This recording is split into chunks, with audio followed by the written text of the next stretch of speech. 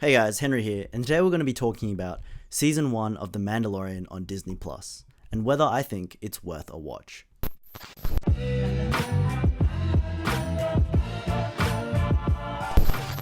So, The Mandalorian is a Star Wars spin-off series following the adventures of one specific Mandalorian played by Pedro Pascal. It's set just a few years after the events of Episode 6, The Return of the Jedi, and is in a world in which the Empire has just fallen and the galaxy is in flux, being the result of a power vacuum. What makes the series so compelling is that it is focused on the Mandalorian, which of course is inspired by the cult favorite character Boba Fett, the Mandalorian bounty hunter, whose character in the films was extremely limited. This show delves deeper into the culture and background behind the Mandalorians as a people, giving us insights into their way of life, their beliefs, and their values. Jon Favreau and Dave Filoni have brilliantly been able to develop this independent story while paying homage to Star Wars and really allowing this series to feel like a Star Wars series, but not in a heavy-handed sort of way, in a very nuanced way, with identifiable species of aliens and planets we've been to before, but never being over the top trying to let you know that this is Star Wars. Everything just seems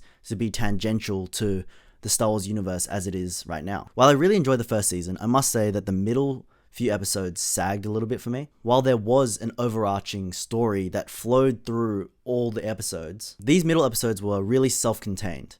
Dare I say, they were fillers, each with their own introduction, their conflict, and a resolution. While there's nothing wrong with this format, the intrigue of the overall storyline was never really serviced. And often I felt like I wanted the show to just move along just to see what was happening with the main storyline. And especially since the season was so short, having these filler episodes within an 8-episode series just felt like a waste of time.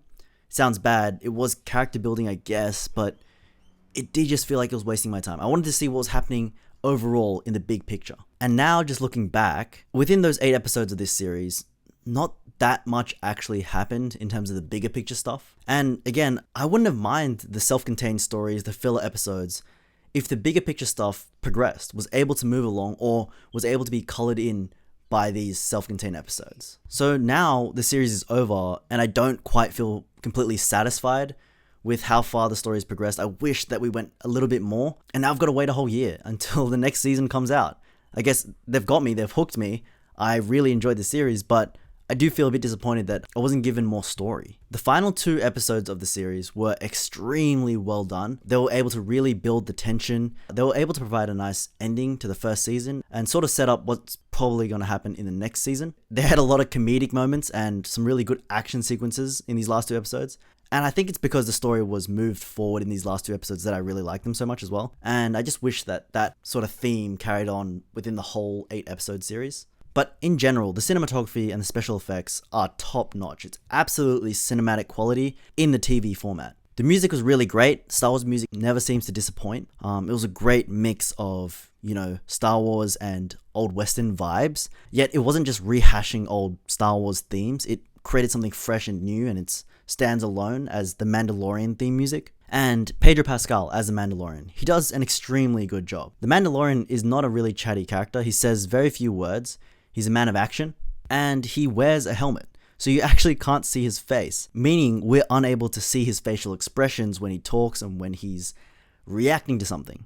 So Pedro Pascal has to rely solely on his gestures, his body movement, and his head tilts. The tilting of the helmet, how slowly he tilts, how fast he tilts, what direction he tilts, and he's able to convey a great deal of emotion even though he's restricted by the helmet. It really reminded me a lot of Hugo Weaving in V for Vendetta, where he just wears a mask the whole time, and he's still able to play the main character and be effective at conveying emotion and conviction.